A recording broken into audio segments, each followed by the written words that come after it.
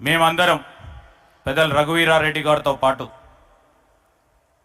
ఇక్కడ ఉన్న చాలామందిని కూడా పనిచేయడానికి ఆ రోజు మాకు అదృష్టం కలిగింది.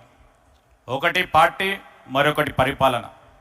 రెండింటిని కూడా రెండు కళ్ళలుగా కాంగ్రెస్ పార్టీ కార్యకర్తలకి, నాయకులకి వారు అందించిన సేవలను స్మరిస్తూ వారికి నివాళులు పలకడానికి ఈరోజు మాతో పాటు ఆంధ్రప్రదేశ్ కాంగ్రెస్ కమిటీకి సంబంధించిన కార్యకర్తలు, నాయకులు వేదికపై మాతో ఆనాడు పనిచేసిన మాజీ శాసనసభ్యులు అనేక మంది ఈరోజు ఇక్కడికి రావటం, వారిలో పెద్దలందరూ చాలా విషయాలు చెప్పారు. ఈరోజు తెలంగాణ, ఆంధ్రప్రదేశ్ రాష్ట్రంలో వారు ప్రవేశపెట్టిన అనేక సంక్షేమ పథకాల పరిపాలన స్ఫూర్తిని మేము అక్కడ కూడా తీసుకెళ్తా ఉన్నాం. ఆ పరిపాలన స్ఫూర్తితో పార్టీకి, కార్యకర్తకున్న అనుబంధం ఏందో ఆ అనుబంధాన్ని ముందుకు తీసుకెళ్లే ప్రయత్న భాగంలో ఈరోజు మేమందరం కూడా ముందుకు నడుస్తూ ఉన్నాం.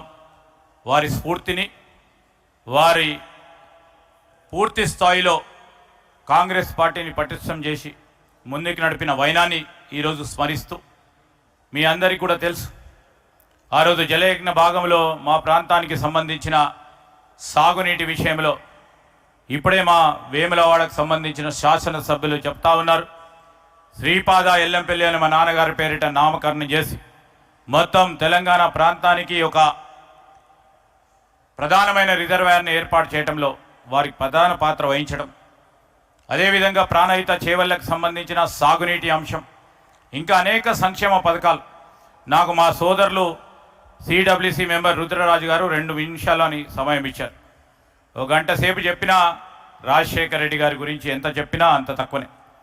ఈరోజు మేము మీ అందరూ కూడా చెప్తా ఉన్నాం, కాంగ్రెస్ పార్టీ కార్యకర్త, నాయకుడు 10 సంవత్సరాల కాలం పాటు కష్టపడి ఇబ్బందులు పడుతూ ఏ రాజకీయ పార్టీ అధికారంలో ఉన్నా మేము సైతం కాంగ్రెస్ పార్టీతో ఉన్నామని రాజశేఖర రెడ్డి గారి స్ఫూర్తితో నడుస్తూ ఉన్న కాంగ్రెస్ పార్టీ కార్యకర్తకి, నాయకుడికి ఈ సందర్భంలో నమస్కారాలు, కృతజ్ఞతలు తెలియజేస్తూ రేపు కాంగ్రెస్ పార్టీ నాయకుల దిగ్గజాల అందరి ఆశీర్వాదంతో ఇప్పుడున్న పిసిసి అధ్యక్షులు షర్మిల గారి నాయకత్వంలో రాజశేఖర రెడ్డి గారి కళ రాహుల్ గాంధీ గారిని ప్రధానమంత్రి చేయాలని, తిరిగి ఆంధ్రప్రదేశ్ రాష్ట్రంలో కాంగ్రెస్ పార్టీ పునర్వైభవం జరగాలని ఈ సందర్భంలో కోరుతూ సెలవు తీసుకుంటాను. జై హింద్.